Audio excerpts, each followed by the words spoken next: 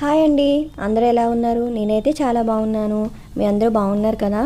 ఈరోజు నేను చేపల తలకాయలు ఉంటాయి కదండి, వాటితో పులుసు ఎలా చేయాలో చెప్తానండి. సో చేపల పులుసు 2 సార్లు నేను అప్లోడ్ చేశాను. ఎవరైనా చూడకపోతే చూడండి. సేమ్ ప్రొసీజర్లో చేపలు మొత్తం పులుసు చేసుకుంటే చాలా టేస్టీగా ఉంటుంది. దీనికి పెద్ద ప్రాసెస్ కూడా అవసరం లేదు. చేపలు వండడం రాని వాళ్ళు కూడా ఈజీగా ఇలా చేసుకోవచ్చు అనమాట. ఫస్ట్ ఏంటంటే దీంట్లో కారము, అలాగే కొద్దిగా పసుపు, అలాగే సాల్ట్ వేసుకున్నామండి. వేసుకుని ఆయిల్ వేసుకుని ఈ ముక్కలకు పట్టేంత వరకు బాగా కలుపుకోవాలి.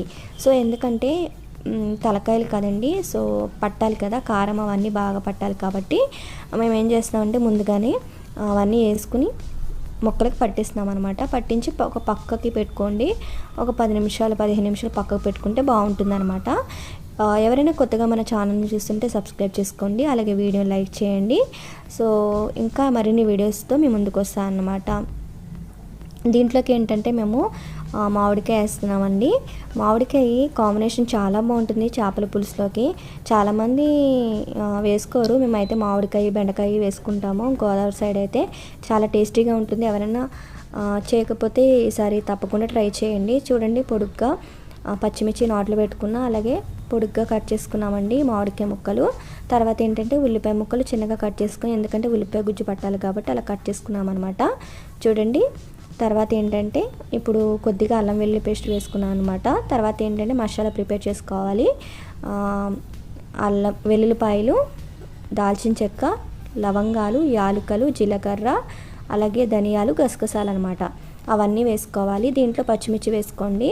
చింతపండు కూడా ముందుగానే నానబెట్టుకోండి. సో ఇప్పుడు ఈ మసాలా అంతా మిక్సీ పట్టుకోవాలి. రోలు ఉంటే రోట్లో దంచుకొని బాగుంటుంది అనమాట. ఈ మసాలాలోనే ఉల్లిపాయలు కూడా గుజ్జు కింద పట్టేసుకుని మనము ఆ మసాలా పేస్ట్ను కూడా ఇప్పుడు వేసేసుకోవాలి.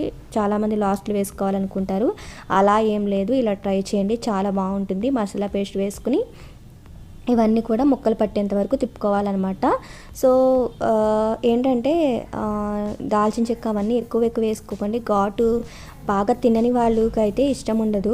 పర్వాలేదు, మేము ఎక్కువ ఘాటు తింటాము అనుకుంటే వేసుకోవచ్చు అనమాట. మేము పచ్చిమిర్చి కూడా ఎక్కువ వేసాం కదా, సో మేము కారమైన తింటాము. కొద్దిగా వాటర్ వేసుకోండి, ఎక్కువ వాటర్ కాదు. వాటర్ వేసుకుని గ్యాస్ పైన పెట్టుకోండి.